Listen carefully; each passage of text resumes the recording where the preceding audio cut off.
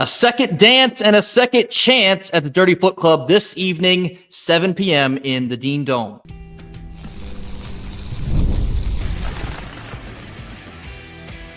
You are Locked On Wolfpack, your daily podcast on the NC State Wolfpack, part of the Locked On Podcast Network, your team every day.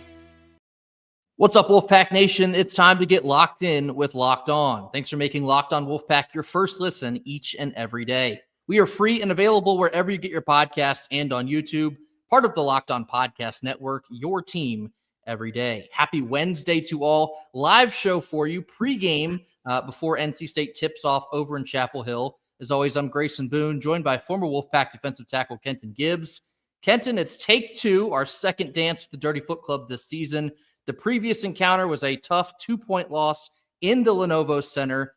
Really felt like you let that one slip away. And that was what seemingly was the beginning of a long 9-game losing streak. We've since won a game, finally. We beat Boston College by 8 points on Saturday. NC State is looking to make it 2 in a row, and picking one up in Chapel Hill tonight would be an emphatic way to do it. Oh, absolutely. It would not only be an emphatic way to do it, but it's a needed way if there is any hope of making the ACC tournament left. I mean, you talk about, hey, we're at the top of the bottom three, which, woohoo, I guess. But still, being in the bottom three means that you're going to miss the ACC tournament. Syracuse is doing us some favors. They're in the middle of a 3-game losing streak. So is Cal in the middle of a 3-game losing streak. But both of those teams still have 5 conference wins to our 3. So at the end of the day, we're going to have to do everything right. And like I said before, the only thing that I believe guarantees it, which mathematically does not guarantee it, it's just a reality of how teams have played guarantee it, is winning out. Winning out, to me, based on what I have seen from Cal, from Syracuse, how their seasons have turned out and all that, winning out would pretty much put you in. It's barring something crazy happening with those two teams. But this is a game where that matters, and it's the Dirty Foot Club. I mean, come on now. If there is not another team, if somebody told me, Ken, the basketball team is going to have to go 2-30 or 2-28, pick 2 games for them to win, those 2 against the Dirty Foot Club. Ken, the football team is going to go 1-11, pick the game that they win, the one against the Dirty Foot Club. Okay, so it doesn't matter whether or not you get into the ACC tournament, what your chances and odds look like there. You eat an elephant the same way you eat a chicken nugget, one bite at a time. And this is going to be a tasty ass bite if you could take a chomp out of those Tar Heels. It's certainly the game that needs no introduction for Wolfpack fans. And already mentioned, we really let one get away from us the first time we saw these guys in Raleigh earlier in the season. When you're looking at the stakes for these two teams tonight, obviously you have UNC. They're 15-11. For some reason, they're still being considered a probable team to get into the NCAA tournament. I think we all know why that is. It's because they have Argyle on their uniforms. NC State, very oppositely, 10-15. We're 3-11 in the ACC. And we heard Coach Keats say after the Boston College victory that their new goal is to make it into the ACC tournament. If you want to do such a thing, a win tonight would drastically help your chances. And last night on Tuesday, Syracuse and Pittsburgh were playing. Kenton sent me a text when Syracuse was up pretty big early. And if Syracuse would have won that game, it could have served as a hypothetical dagger to NC State. However, Syracuse did not win that game. Pittsburgh came back and won, which is very good for NC State. So that's the type of thing we were talking about. I think it was either Monday or Tuesday. Not only does State need to take matters into their own hands and find a way to win some games, but you need help from additional teams. Pitt gave us a little bit of help last night, being that we still have to play Syracuse, I think either the end of this week or maybe next week. Take matters into your own hands tonight. If you can find a way to go into the Dean Dome and escape with what would be a hilarious win, any way you want to slice it, it would help NC State's chances to get into the ACC tournament. I don't think tonight alone would pull you out of the bottom 3, but I think it'd make it pretty close. But on the flip side of this, you could hypothetically end Carolina's season tonight. And I think maybe that should be really what you're playing for. I know you want to help your own situation by all means, but it's a little bit tastier when you face these guys. When you know what they're up against, you can knock them out, potentially knock them out of the NCAA tournament contention. Yep. Foot on gas, foot on throat, gas pedal all the way down. That is what needs to be on the bulletin board in the locker room tonight. Take it away from them. All the years that they've been able to dance on our grave and laugh at us and this, that, and the other, how great would it be? And we've all seen the way they're handling their lack of success this year. They don't know what to do with themselves. It's full-blown panic mode. They're blame all over the place. All of a sudden, they need to go get a general manager because Hubert Davis can't do it by himself. Add fuel to the fire and find a way to escape with a win tonight. It would be absolutely glorious. Would it fix NC State's problems? No, but it would certainly help you out if you do want to make it into the ACC tournament. Yeah, and at the end of the day, when you talk about getting into the ACC tournament and everything along those lines, after this game, the next game that is, again, every single game is important. So let me not understate the importance of every game, but you can build momentum going into the game against Syracuse because you would be half a game back.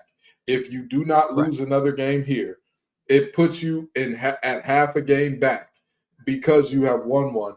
And with beating Wake Forest, you and Syracuse would be tied. If you get those two wins concurrently, that is all of a sudden that. And here's another scenario to throw out there. You could beat the Dirty Foot Club, lose to Wake Forest, beat Syracuse, and I believe that still puts you at either half a game back or just even. So, for me, I look at this game and I say this is important for a million reasons. Obviously, it's the Dirty Foot Club. You always want to beat them. Obviously, you have the implications of getting into the ACC tournament. And like you just said, Grayson, as the old saying goes, if you don't get invited to the party, sometimes the best thing you can do is ruin the punch for everybody. And, well, that's not exactly how the saying goes, but we don't want to lose our clean rating. Talk about upper deckers, folks. and I'm telling you right now, listen, if I can't have no Kool-Aid, can't nobody have no damn Kool-Aid. Knock it all over.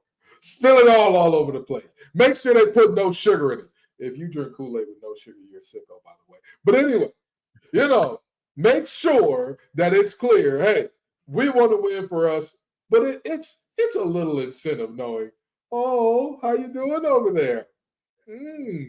How's that GM thing working out? Oh, you need one? You need a new coach maybe? Who knows? Again, it's always great to beat these guys. And, regardless of the outcome of tonight, I hate to be a little Kevin Keats here, but never let the fact escape you that Alex Nunnally has more ACC championships than Armando Bacot, RJ Davis, and who's the Love kid that plays in Arizona now? Caleb Love. Caleb Love. Combined. He has more ACC championships than all those players combined. What a time to be alive. We got to rain on that parade at the end of last season. It'd be just a little bit sweeter if you get to do it again near the end of this season. Some breaking news here. If you are going over to the Dean Dome, I just saw before we hopped on here, UNC basketball has tweeted, with snow and ice causing travel issues, we are encouraging fans within driving distance to watch tonight's game at home. However, anyone who is within walking distance, no ticket required. So that's free admission. Please bring the energy and fill the Dean Dome. Okay, we don't care about that. We're bringing the energy. I say all that to say it's now free admission to the Dean Dome tonight. They are encouraging folks to stay home if you have to drive in order to get there. How big of a factor do you think that might play on the crowd tonight, Kenton? I think that it's going to be a very sparse crowd because, number one, Carolina basketball is down, and we know, hey, we get it. You saw a shirt in Walmart, you liked it, you became a fan. Cool. Those people are not going to drive in snow in North Carolina to go to a game. That's just not going to happen there, especially not in a year where they're not good. See, the thing that happens when you become a fan of a team, you're like, oh, that shirt is in Walmart. It's so nice. Or, oh, this shirt is at the gas station. This hat's at the gas station. I think those guys are pretty cool. What happens is you don't develop a deep passion that would have you risking life and limb to go to this type of game, especially when they're not good. Because again, that's the other part of that coin. If you're not a true diehard fan of your school, when they are bad, when they are mediocre, all of a sudden it's like, all right, I'm out. A friend of mine said that she's a fan of whoever is winning. And I said, oh, that must be a nice life. But you know what that also means? You have no vested interest in saying like, oh, I need to be there for this. So I think that the snow and ice is going to have a profound impact on the crowd because, again, I don't think the crowd was going to be a sellout and the place was going to be ruckus to begin with. But now I think it's even more so like, it may be very empty in there because being a Detroiter and seeing snow in North Carolina, I'm always like, what's the big deal? And then I remember I'm in North Carolina. The infrastructure just isn't there to handle this at a high. Yeah, I don't know. It might be kind of an eerie environment. I really don't know what to expect. And if it's a sparse crowd, perhaps NC State could find themselves in kind of a sleepy environment. And maybe you walk out of there with a win because you took everyone by surprise. We'll have to see how that pans out. Last thing here before we change topics. Our good buddies over at FanDuel, they have Carolina as a 9.5-point favorite. The over-under is 145.5. Kenton, give me your one play for tonight's game. Ooh, my one play for tonight's game. Give me Dontre Styles for how many threes is his props? Is it 1.5? What are we looking at? They don't have. I don't know. Let me see. They don't have threes on here, but they don't even have them on here at all. They have Jaden Taylor total points 10.5, RJ Davis 16.5, Marcus Hills 12.5, and yeah, Dontre's not even on here. All right, give me Marcus Hill 12.5. I'll take that. I think I'll take that deal. We've already seen it earlier this year. They don't have the best rim protectors in the world. And when Dontre Styles is hot, he spaces the floor in a way that it makes Marcus Hill go to a whole nother level because it opens up the floor immensely. And I feel like this revenge game for him is going to be a pretty good environment. Give me that Marcus Hill over. My one play for the night, I'm hammering the under. It's 145.5. We all know that NC State has had immense struggles in scoring the basketball. The last time we played Carolina, the total was 124. So that we're talking like a 20-point difference from the last time we saw them to potentially tonight. I don't see it happening. Give me the under.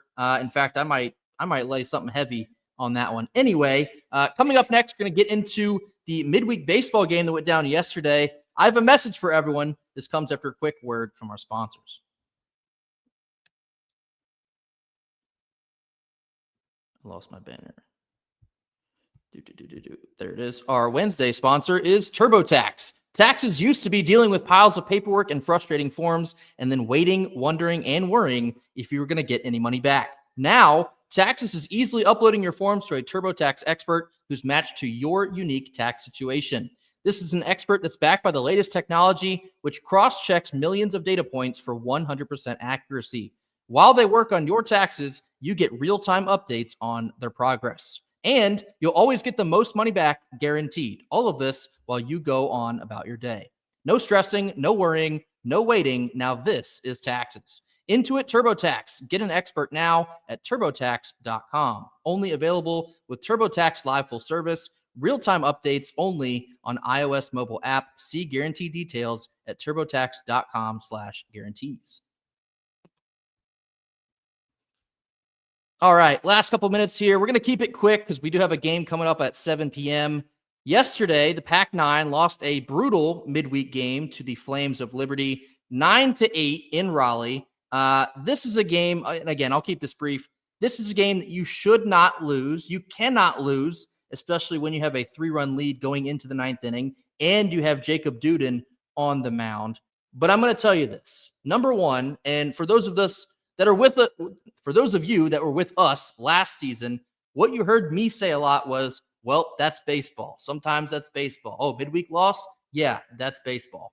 That applies again right now. I'm not saying that the loss is okay because it's not. The way that we lost that game was not good. However, you're going to run into teams in the midweek that sometimes they get you. And Liberty is not a bad team. It's not a no-name team from a school or a town you've never heard of. Liberty traditionally has a pretty good baseball program. Outside of the last 2 years, they're a regular team in the NCAA tournament. So I wouldn't even consider it a bad loss, but the way you lost this game, that is what is most painful. I've seen a lot of people chirping Jacob Duden, rough start of the year. It's been a little bit of a rough start of the year, but I'll tell you what, I have literally all the faith in the world that he's going to straighten things out and he will be a dominant force. I'll say this real quickly and I'll pass it to you, Kenton. Jacob Duden has a skill set that very, very, very few people in the country have, and especially for a kid his age. We saw last season, he mowed down the best hitter in the country on the road in a super regional in 4 pitches. This is a now sophomore that can run it up there at 98 miles an hour, bang you out with a slider on the outside corner at 89, sometimes touching 90, 91. Again, very, very, very few people have that skill set. We're talking major league stuff. If there's anyone that I think on this roster that can right their wrongs, it's Jacob Duden. He'll be just fine moving forward. I think the biggest thing here, right, and I know some people would say, oh, well, this is reminiscent of basketball and that, we thought that guys were supposed to come back and be great and they weren't so far. This is an extremely small sample size. When we did whole lot of nothing, whole lot of something, and we talked about the batting averages, I said, let's give it some time. The sample size is 3 games. If you're going to throw, Duden to the wolves, metaphorically speaking here, after a game or two, what are we doing? He's going to right the ship. I have all of the faith in the world that he's going to right that ship. I have no doubt about it. And here's the other really big thing that I need everybody to recognize here. At the end of the day, I could understand if this was a pattern. I could understand that if every time we see Duden take the mound, we can expect 3 runs to be on the board. I'd be like, hey, we kind of can't have that. We just can't, right? This is the exception, not the rule. Now, if this becomes the rule, there's a different conversation to have now. But there's a reason he was the top-rated reliever or one of the top-rated relievers on every single site that does that type of thing.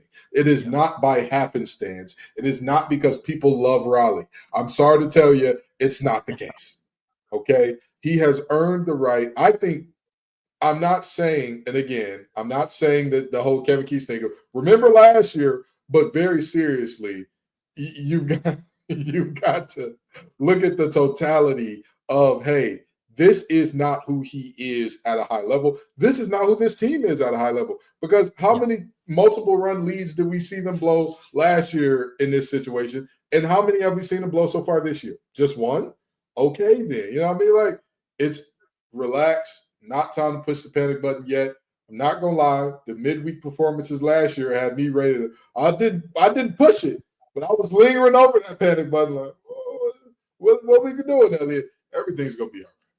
Yeah, don't let the midweek struggles of last year make you think that this year will be the exact same. This is just college baseball. And I even tweeted that from the account. Wake Forest got shut out by UNC Greensboro yesterday. It happens. The top-ranked teams in the country all throughout the regular season, they will get picked off by some no-name school from the middle of nowhere. It is not abnormal. Don't crash out now. Not on February the 18th. I promise you, there's so much more baseball to be played. They will play baseball almost every day from now until the middle of May. So think about how long that is. There's so much time to right the wrongs. Don't crash out over a midweek game in the game 4 of the season. Wolfpack fans should be better than this at this point in time. But that's all I got to say about that. Big weekend for Pac-9. Obviously, they're heading down to Jacksonville, Florida, Alabama, Ohio State, and Coastal. 3 very good opponents. That'll be a much better barometer than a midweek game against Liberty. As I said, we're going to keep this thing brief, so that will do it for us here on Wednesday. A quick little appetizer for you, a quick little sampler before we watch the men's basketball team take on the Dirty Foot Club in Chapel Hill tonight. Hoping for a win. Gut might be telling you something otherwise, but we'll see. We've seen stranger things. It'd be nothing better than to hand those suckers a loss tonight and end their NCAA tournament hopes right there in our hands wearing red. Certainly hope to see that tonight. Feel free to get in the comments. Tell us how you think this thing is going to go tonight. Will NC State cover the spread? Will they win outright? Hammer the over or the under? Let us know your thoughts on that. We'll see everyone tomorrow on Thursday. Probably some post-game thoughts after whatever happens goes down this evening. So until then, go Pack. Wolfpack.